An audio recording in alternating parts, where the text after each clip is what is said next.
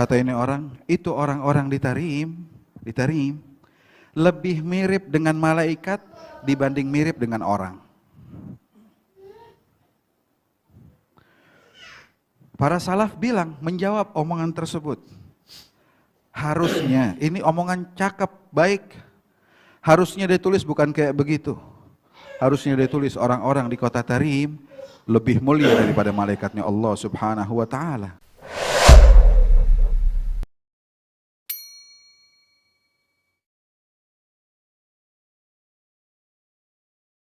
Assalamualaikum warahmatullahi wabarakatuh. Allahumma sholli ala sayyidina Muhammad. Ya Allah.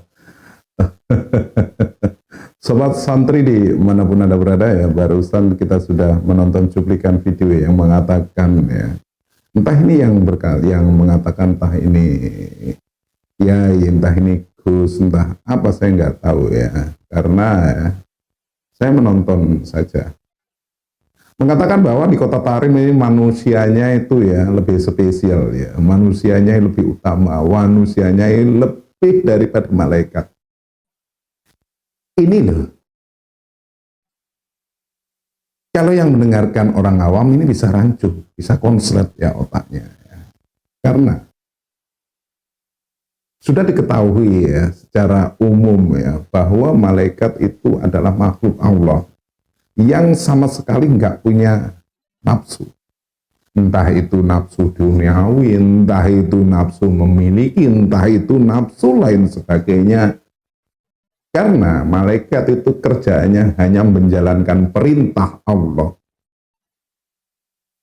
Nggak ada yang lain. Berbeda dengan manusia yang memiliki sifat-sifat ya duniawi, rasa ingin memiliki, dan lain sebagainya.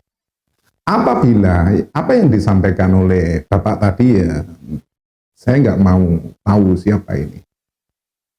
Cerita-cerita seperti ini, dongeng-dongeng seperti ini, didengarkan orang awam seperti saya. Takutnya akan ditelan mentah-mentah. Bahwa orang di Tarim sana semuanya orang spesial. Karena mengibaratkan setara dengan malaikat. Ini sudah masuk kategori doktrin atau apa? Karena yang diceritakan negara orang lain, bukan negara kita. Kalau mau rujukan, mau ambil simpel contoh saja, kenapa harus semua serba tarim? Yang katanya kota sejuta para wali. Sobat santri dimanapun Anda berada, biar kita tidak konslet ya, biar kita tidak terkeliru dalam menyimak sebuah video, mari kita kembali tonton keseluruhan isi videonya, kita simak bareng-bareng sampai akhir. Tapi sebelum lanjut kepada video selanjutnya, buat Anda yang belum subscribe channel ini, monggo subscribe ya, biar setiap channel ini upload video terbaru, Andalah orang pertama yang mendapatkan notifikasinya. Ini dia videonya, disimak sampai selesai ya. Silahkan. Assalamualaikum warahmatullahi wabarakatuh.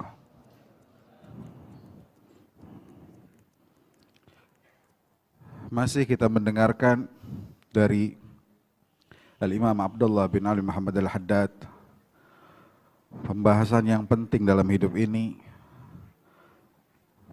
bagaimana kita menjaga pola hidup kita yang berhubungan dengan hal yang halal ataupun yang lain yang diharamkan Allah Subhanahu wa ta'ala.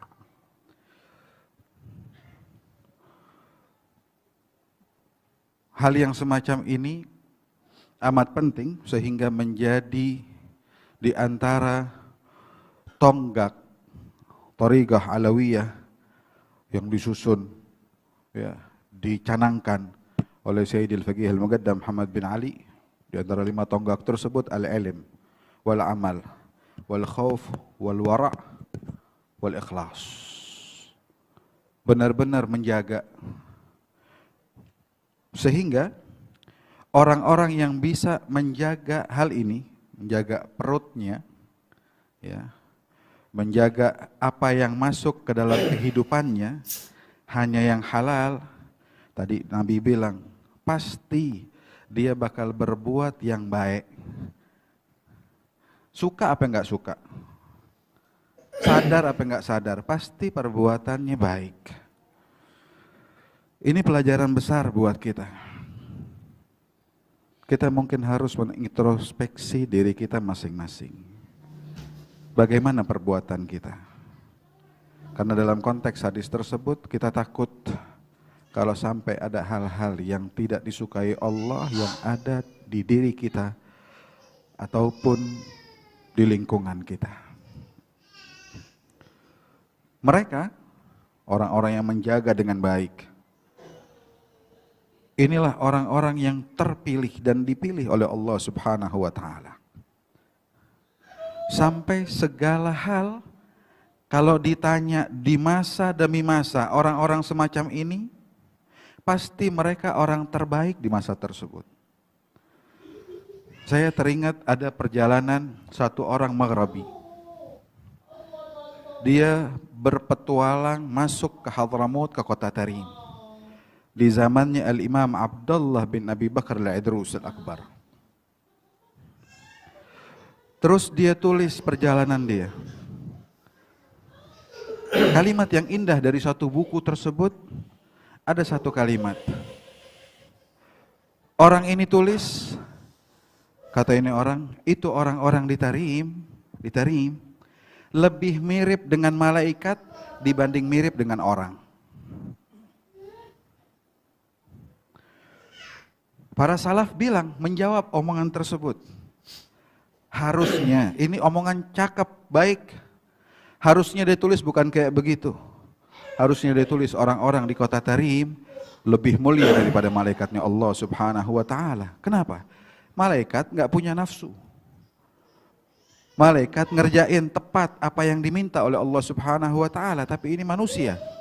Ketika mereka bisa menjaga kehidupannya, menjaga hal yang halal saja yang masuk ke dalam kehidupan dia, keberhasilan prima yang mereka dapatkan, bahkan mereka pun lebih dari malaikatnya Allah Subhanahu wa Ta'ala.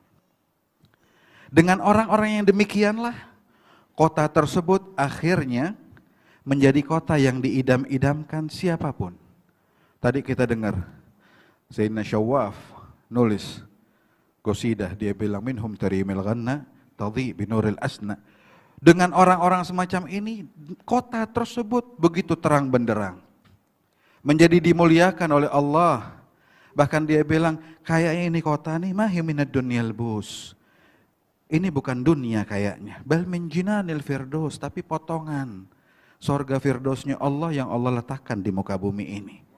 Raudhah ja'alhal quddus fiha jalalatillah. Kenapa bisa begitu? Sebab kalau kita masuk ke kota tersebut, kita akan melihat keagungan Allah benar-benar tampak di kota itu. Bahkan dikatakan, Syawari' Tarim, Syekh man laluh Syekh. Itu jalanan di kota Tarim, guru bagi orang yang nggak punya guru. Dulu waktu kita di sana ada satu orang Suriah.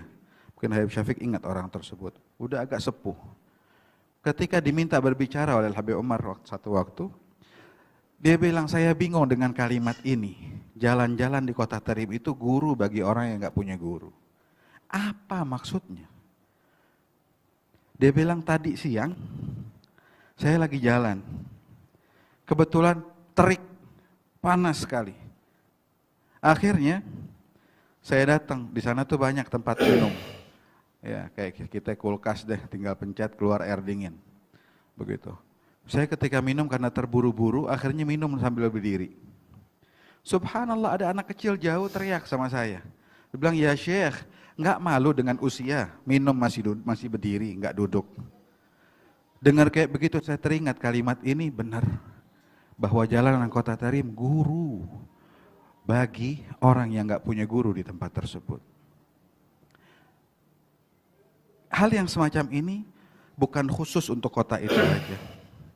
Bahkan kampung kita juga bisa kita bikin begitu. Sebelum kampung kita, rumah kita bisa bikin kayak begitu. Dengan apa? Dengan kita mulai memperbaiki diri kita. Nggak usah kita lihat orang. Ya, Nabi udah pesan zaman kayak begini nih, Ujung-ujungnya itu kata Nabi, alaikum bi khawaisati nafsik.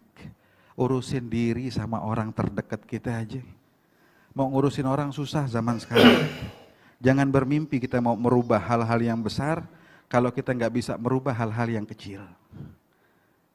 Keberhasilan di luar adalah keberhasilan kita di dalam. Mari kita benahi diri kita dulu. Banyak orang seringan nunjuk.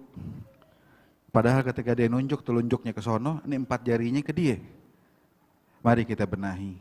Mudah-mudahan kita semua nih kalau ditanya mau ke Tarim, jadi idola banget tuh. Kenapa nggak kita bikin rumah kita kayak Tarim? Berapa banyak masjid di Indonesia nih, kayak masjid di mana di Bogor tuh ditulis masjid ini Gita'ah min Tarim, potongan dari kota Tarim. Coba dong bikin rumah kita biar jadi potongan dari kota Tarim tersebut.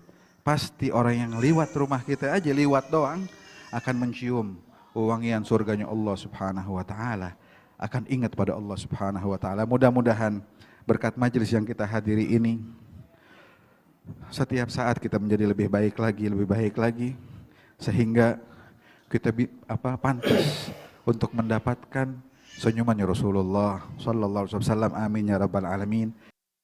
Baik Sobat Santri dimanapun Anda berada ya, barusan kita sudah simak keseluruhan isi video ya. Ini ceramah model apa ini? Ini tausiah model apa ya? Apabila yang jadi rujukan merupakan keluarga mereka, kalangan mereka, dan yang lebih ironisnya, sumbernya hanya dari katanya, ceritanya, katanya, dan seterusnya. Bahkan yang jadi rujukan merupakan sebuah kota yang nan jauh di sana, yaitu sebuah kota Tarim yang katanya kota sejuta para wali. Sobat Santri di mana Anda berada ya, apakah ini yang dinamakan doktrinitas doktrin ya, di mana seseorang disugesti untuk mencintai suatu tempat, yang mana tempat itu ya belum pernah kita ketahui sama sekali. Jadi Sobat Santri di manapun Anda berada ya, apabila tausiah seperti ini, ceramah seperti ini didengarkan oleh orang awam ya, yang takjub dengan hal-hal yang halu, hal-hal yang mungkin ya sedikit dengan klinik yang dibumbui dengan aroma, pasti akan manggut-manggut saja. Karena rujukannya nggak ada, dalilnya pun nggak ada. Rujukannya cuman kalau nggak mimpi, katanya, ceritanya, dan seterusnya. Jadi apa yang kita dapatkan dari video ini ya, kita itu harus bisa ya mentelaah, mencari kebenaran apa yang disampaikan oleh orang ini ya, yang entah itu Habib, entah itu Kiai, entah itu Gus, dan lain sebagainya. Jadi kita harus berpikir waras dalam mencerna setiap omongan, mencerna setiap ucapan yang diberikan. Semoga dengan video ini kita bisa teredukasi ya. Dan dari awal sampai akhir izinkan saya mohon maaf apabila yang terkeliru, dan saya akhiri. Wabillahi taufiq wal hidayah. Wassalamualaikum warahmatullahi wabarakatuh.